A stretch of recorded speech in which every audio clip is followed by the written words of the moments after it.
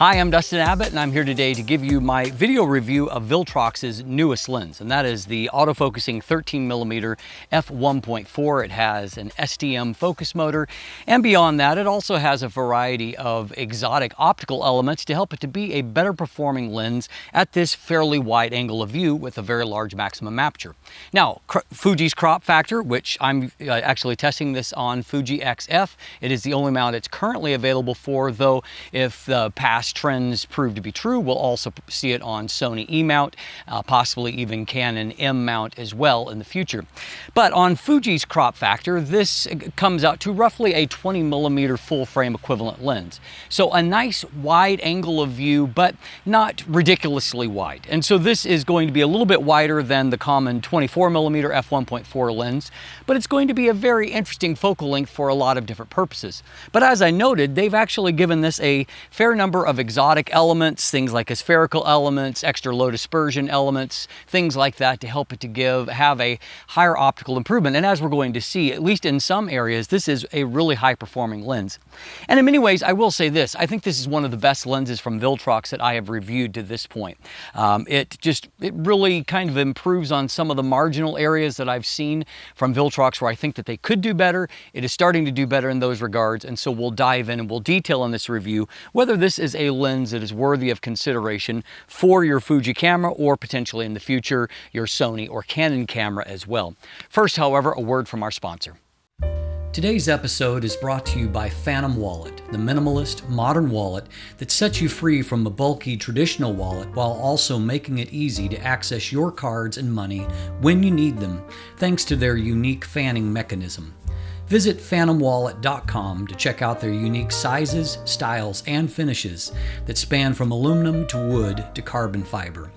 You can even customize your wallet with new accessories like a money clip, cash holder, ID display, and even the Chipolo tracking integration if you're the kind of person who loses their wallet.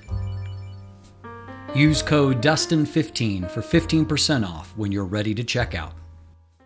So this lens is very similar to a lot of Viltrox lenses that I have reviewed in the past. However, it is a little bit on the larger side for their APS-C lenses. And that is because they are taking on a more challenging kind of angle of view than something like a 23mm f1.4. That's one thing to engineer, but going this wide with this large of a maximum aperture is a whole other thing. And so as a byproduct of that, we do have a lens that's a little bit larger in diameter, 74mm, and in length. It is 90mm, and it weighs in at a not particularly lightweight 420 grams. Now, that's still not heavy in an absolute sense. However, it is a little bit heavier than what some of those other APS-C lenses have been. In some ways, it's going to remind you of their 85mm f1.8 and that it's a little bit more like a full frame feeling kind of lens, even though this is designed to cover the APS-C image circle. Up front, we have a 67mm front filter thread, and I will note that it comes with a very nice lens hood that, rather than some of the plastic lens hoods I've seen on some of the Viltrox lenses, this is a metal lens hood that is a really nice aesthetic mount for the lens itself. This lens actually feels like a premium lens, and really the only thing that it's missing is some of the premium features like weather sealing, because otherwise this feels like a really top tier lens in terms of the build quality. The focus ring, everything here is in metal. It's very nicely made. We've got an aperture ring that moves very nicely. It is clicked, and like a lot of Fuji lenses, you can rotate it all the way to the left and go into an automatic mode. And so it feels very, very nice in terms of the build quality itself. As noted, the only things that really are missing here is there's no AF/MF switch on the barrel, which, by the way, is not all that common on Fuji lenses in general. And of course, no weather sealing, though what we do have is a USB-C port here in the mount that allows you to do firmware updates right to the lens. It's something that I've really appreciated with Viltrox, that rather than relying on some kind of dock or lens station, you can do those firmware updates right to the lens, and they do actually release firmware updates. So you can know that you're going to get improved performance as time goes, and also make sure that you're going to maintain future compatibility. Definitely a nice thing if you're going to soak in the approximately $420 US that this lens retails for. There are 9 rounded aperture blades inside, and as we're going to see in our image quality breakdown, it does have a pretty nice circular shape to bokeh and maintains that even when you stop the lens down, though let's be practical, at 20 millimeters, and as we're going to see, not a very high magnification figure, you're only going to have so many opportunities to really blow out backgrounds if you're stopping the lens down. Fortunately, if you're not stopping down at f1.4, you can get some blurred out backgrounds, and maybe, you know, between f2 and a tiny bit at f2.8. Beyond that, however, realistically, you're not going to have all that blurred out of backgrounds. Now, as noted, you don't have a particularly high maximum magnification figure here. You can only focus as closely as 22 centimeters, and you get a fairly low 0.10 times magnification. More on that in our image quality section. But what we do have in what's here is a very nicely made lens that I found handled very nicely in the field, and as I noted, feels like a more premium product than many of the first-party Fuji lenses that I've actually reviewed. Now, as noted, this is equipped with a stepping motor, and this stepping motor I think is probably the most sophisticated that I've seen from Viltrox at this point, and frankly, it's one of the more sophisticated performance when it comes to focus pulls that I've actually seen on Fuji from any brand of lens, and that's saying something. What I found when I went to do my focus pull test, that focus pulls were surprisingly confident and quick and smooth for on a Fuji camera. I tested it on the X-T4, where a lot of times I do see some visible stepping. I didn't see that here, and so I saw confident focus pulls that were very quiet, and again, quieter than many Fuji branded lenses that I have tested at this point. And so I was impressed with that performance. Viltrox is also touting that focus breathing is fairly low, and as you can see, that seems to be the case. Also, it did a good job when it came to face tracking, putting my hand forward, moving it out of the way. It did a good job of moving back and forth between those focus points and returning to good focus on my eye. And so in focus test, I have felt like focus quality was actually quite good, and really as good as anything that I've seen in this area from any kind of first-party lens. So kudos to Viltrox for continuing to add sophistication to their autofocus experience. So how about the image quality? This is a very interesting focal length and aperture combination, but only if it holds up in my actual test. So let's dive in and let's take a look. So we'll start by taking a look at vignette and distortion. For a lens that is quite wide, this is a 20 millimeter full frame equivalent, which is quite a wide focal length, and of course 13 millimeters here on APS-C. But you can see that there is really a remarkably low amount of distortion, which is a real coup for a lens like this. Byproduct of that is that there really isn't much to correct when it comes to the distortion, though as you can see there is some vignette. I did no manual correction to the distortion. I felt like it was best just left alone, and I added a plus 54 to eliminate the vignette from the corners and move the midpoint slider over. Byproduct of that is, as you can see, we have got a nice clean end result. So around 2 stops of vignette in the corners, nothing too serious here. The low distortion figure does make this a nice interior lens and obviously a good focal length as well. So if you don't necessarily have a huge budget and you're wanting to do some interiors, maybe real estate, this is a lens that could work for you because as you can see, straight lines stay nice and straight and even without any kind of correction. Now, I've often noted Viltrox lenses having a fairly high degree of chromatic aberrations, fringing. In this case, however, though, I feel like this lens has done a really good job of managing that. You can see that even at f1.4, longitudinal chromatic aberrations are really well controlled in this, and as we look towards things like the window frame and bright transitions here, we're not really seeing any fringing in the background. So this is, I believe, a step up in performance compared to many previous Viltrox lenses. Now, we'll return to this image a little bit later on, but I wanted to use this at f5.6 as a vehicle for looking for lateral chromatic aberrations along the edge of the frame.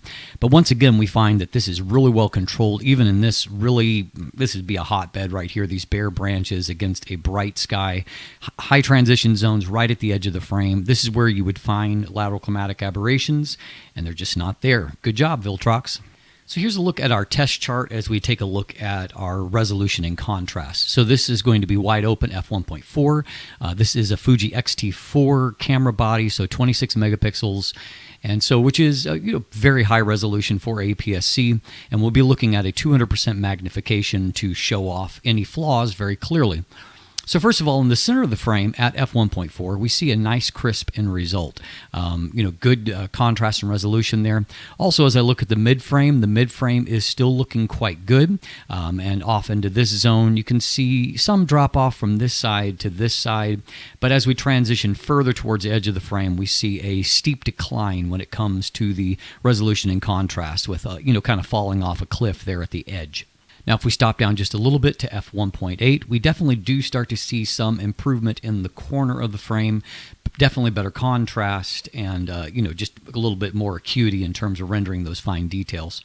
Stopping down a bit further to f2 shows, again, a more marginal improvement here, but we are making steady improvements as we go. Stopping down to f2.8, and you can see that now the corners are starting to look more reasonable, and we can see if we look elsewhere in the frame. Let's jump back here in the center. The center is looking very crisp, very good contrast there.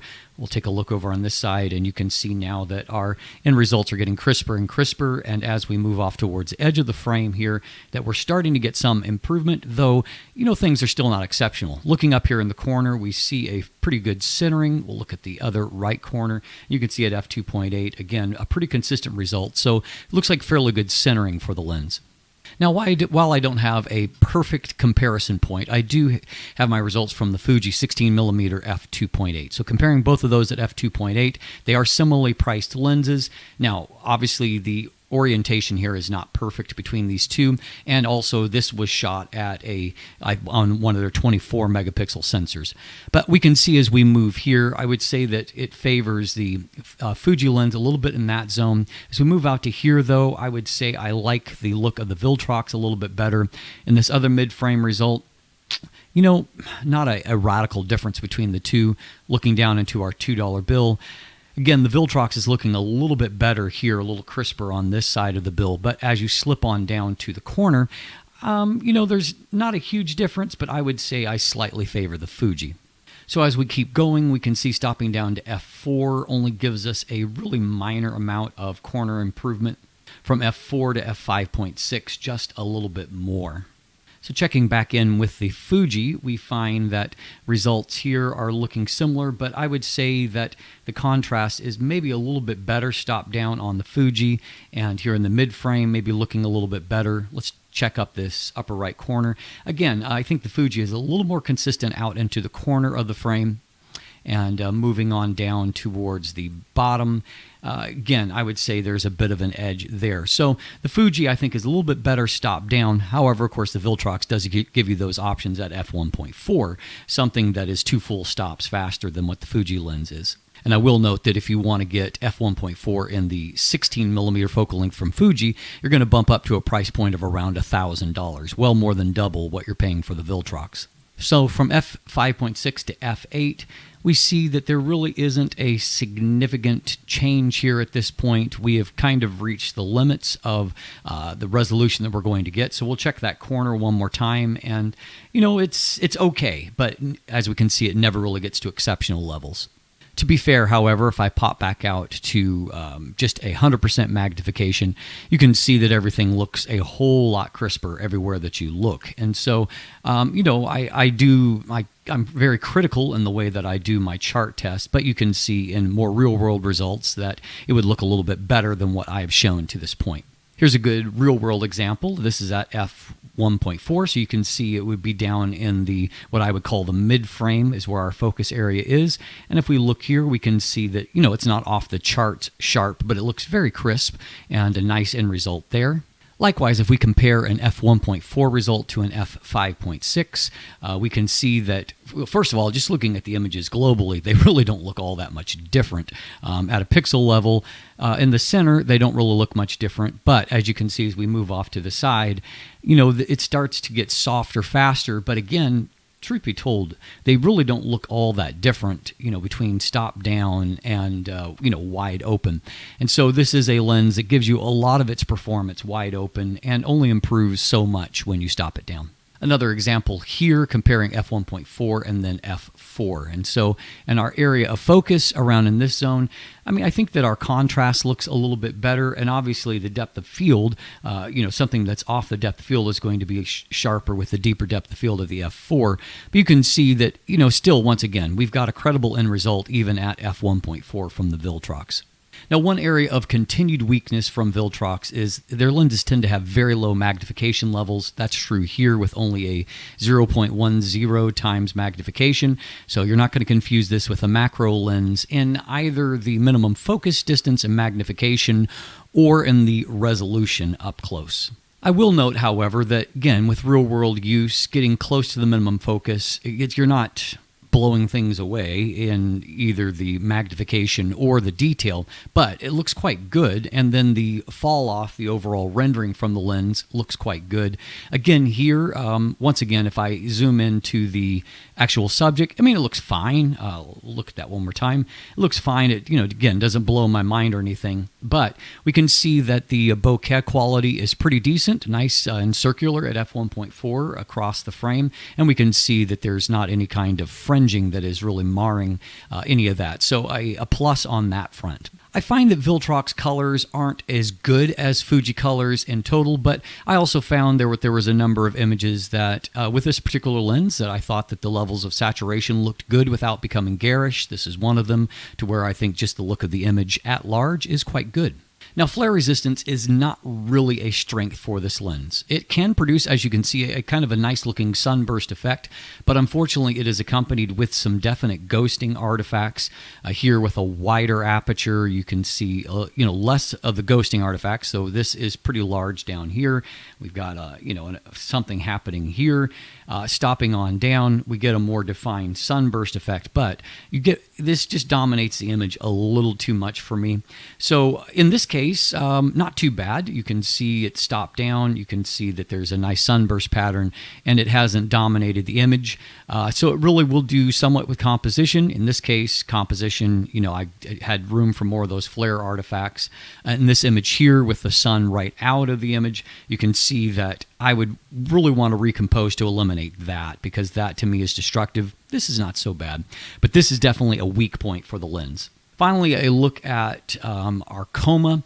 Now, in this case, I had a little bit of a difficult time getting this amazingly focused, and so it's not as crisp as what it could be, but it will allow us to, for our purposes, to see that off the edge of the frame at f1.4, you will start to see some deformation of star points, some of the wings starting to form there. In the center of the frame, everything is more circular, but as you start to move off towards the sides, you will see a bit of coma. But at the same time, f1.4 lenses, even though they may not be perfect in controlling coma, they can be tempting options just because they can suck in so much light, which can be useful for shooting the night sky. All in all, a mixed bag, but I do think that this is a fairly strong performer at this price point. So takeaways is that this is a lens that is really strong in the distortion department, and also surprisingly strong when it comes to control of chromatic aberrations. It's not as good when it comes to a vignette, and as we see, really depending on the situation, but flare can be more of a problem. And so, their coatings are maybe not to the level to where it's really eradicating flare from the equation. We also saw a good, strong performance optically in the center of the frame and good in the mid frame, but there's a bit of a dive as you get towards the corners, and frankly, at least at my higher level of magnification, I was never really overly impressed with those corners, at any point. But if you're stepping back to a pixel level, just 100% magnification, as we saw, things look quite sharp. At the end of the day, I feel like the images look really good from the lens. So as noted, I don't think the Viltrox's color is maybe quite as sophisticated as what I see from first-party Fuji glass, but at the same time, I saw a lot of images that I really liked, and I think most people are going to be happy with what they get off of the lens. The fact that this has such an intriguing focal length and aperture combination, one that's not really rivaled on the Fuji platform, and has such a good autofocus system, might make this a really tempting lens for those that do vlogging, lighting, maybe want to do interiors of houses because it has such low distortion, and or just a general wide angle video lens, you know, outside of just being a good stills lens as well. So there is a lot of intrigue there, and so I think that there is certainly going to be a market for this lens at its price point of $430 US. If you'd like more information, you can check out in the description. I've got a written review and image gallery. You can check out that there. There's also some buying links. So this is at the time of release and in the pre-release stage. But if you get your order in, this is a lens that is just starting to ship and should get to you fairly quickly. Beyond that, you can follow myself or Craig on social media. You can check out our new channel, Letthelightin TV. There's also linkage there where you can become a patron to help support the channel, purchase channel merchandise, and of course, if you haven't already, please click that subscribe button right here on YouTube. Thanks for watching. Have a great day, and let the light in.